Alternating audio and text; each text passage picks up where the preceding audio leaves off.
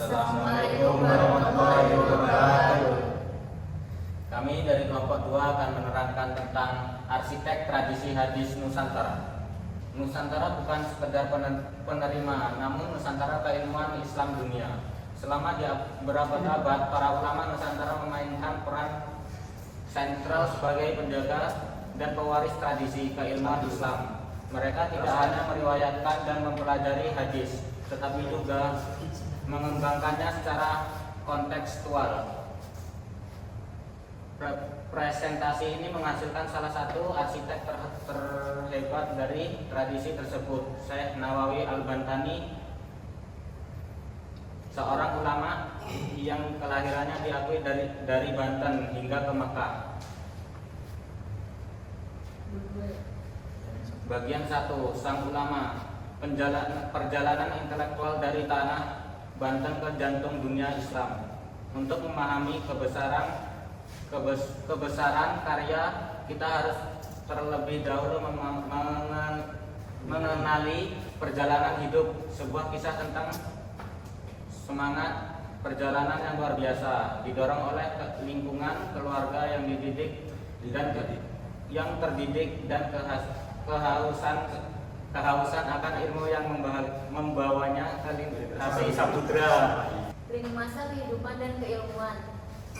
Pada tahun 1813 Masehi, lahir di Tanara, Banten dari keluarga ulama. Ayahnya Umari bin Arabi adalah keturunan Sultan Hasanuddin. Kemudian masa muda belajar langsung dari ayahnya serta Kiai Sahal Banten dan Kiai Yusufi Purwokerto. Kemudian pada tahun 1828 Masehi, usia 15 tahun, menunaikan ibadah haji dan menetap 3 tahun di Makkah untuk menuntut ilmu, berguru pada ulama terkemuka seperti Syed Ahmad Zaini Dahlan. Kemudian pada tahun 1855 Masehi kembali ke Mekah dan memutuskan untuk menetap secara permanen, memulai karir mengajarnya yang panjang hingga pada tahun 1897 Masehi, usia 84 tahun, mendedikasikan hampir 60 tahun untuk mengajar dan menulis, menjadi ulama Nusantara Al-Jawi yang sangat disegani di Mekah. Baik, selanjutnya. Bagian 2, cetak biru keilmuan. Karakteristik dan metodologi hadis Syekh Nawawi. Kehebatan Syekh Nawawi tidak hanya terletak pada jumlah karyanya, tetapi pada metodologi yang ketat dan berprinsip. Inilah fondasi yang memastikan setiap hadis yang beliau sampaikan memiliki keadilan, kejelasan, dan relevansi praktis. Mereka tidak hanya memiliki pengetahuan yang mendalam, tetapi juga keahlian untuk memilah hadis yang sahih dan dhaif, menjadikan mereka sebagai penjaga keaslian dan kebenaran ajaran agama. Ya. 6 pilar metodologi Syekh Nawawi Al-Bantani. Yang pertama itu sanad yang kuat, sangat memperhatikan rantai periwayatan, hanya meriwayatkan hadis dengan sanad yang kuat dan terpercaya. Yang kedua itu matan yang sahih. Matan yang sahih memastikan isi teks hadis atau matan otentik yang tidak bertentangan dengan Al-Quran dan hadis atau bertentangan dengan Al-Quran atau hadis lainnya. Selanjutnya, fokus pada hadis praktis, mengutamakan hadis terkait fikih, ibadah, dan akhlak atau menjawab kebutuhan praktis masyarakat. Selanjutnya, penjelasan yang jelas dan ringkas, menggunakan gaya bahasa yang mudah dipahami, tidak rumit, dan dapat diakses oleh semua kalangan. Contoh yang tekstual yaitu memberikan contoh-contoh aplikatif yang membantu pembaca memahami makna hadis dalam kehidupan sehari-hari. Yang terakhir, pengaruh mazhab Syafi'i, hadis yang diriwayatkan dan dijelaskan sejalan dengan kerangka mazhab Syafi'i.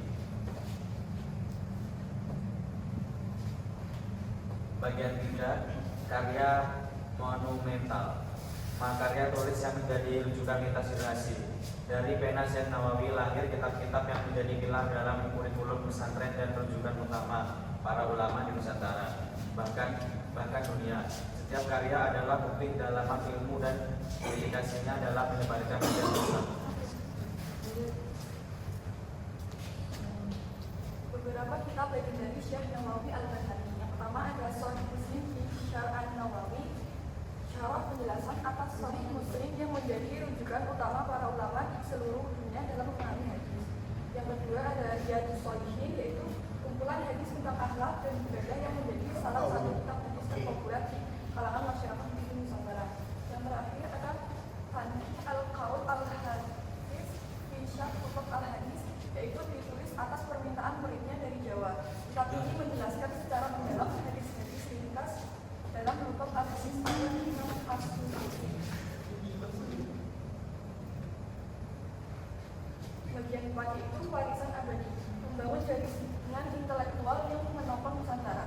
Pengaruh Syekh Nawawi tidak berhenti pada lembaran kitabnya.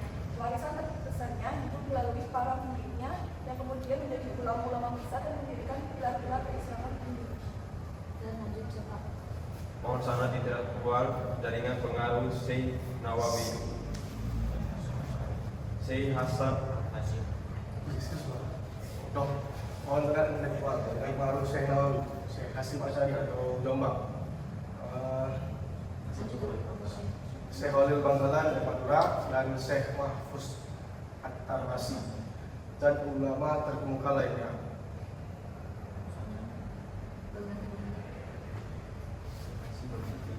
Keterangan teks para murid inilah yang menjadi penghubung antara menyebarkan ilmu, penghubung utama menyebarkan ilmu dan pemikiran Syekh Nawawi ke seluruh penjuru Nusantara. Generasi ulama penerus selain Syekh Hasyim Asy'ari dan Syekh Khalil Bangkalan, Syekh Nawawi membimbing puluhan ulama yang telah menjadi tokoh penting di daerahnya masing-masing.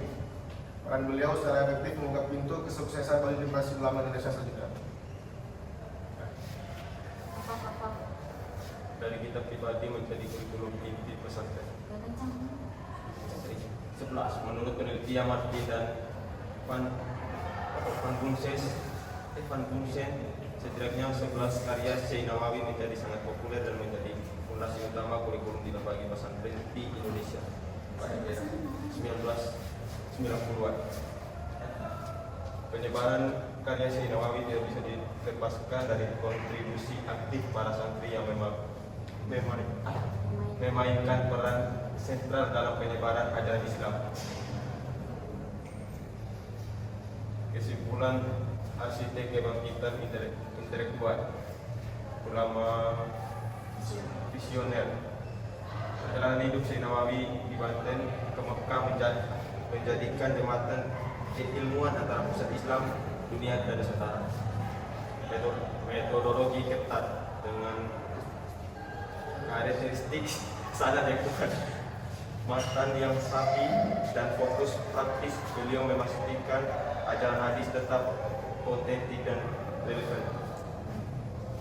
Warisan berlapis, pengaruh terwujud melalui karya-karya monumental yang menjadi rujukan utama dan jaringan ulama penerus yang membentuk lanskap keislaman Indonesia modern.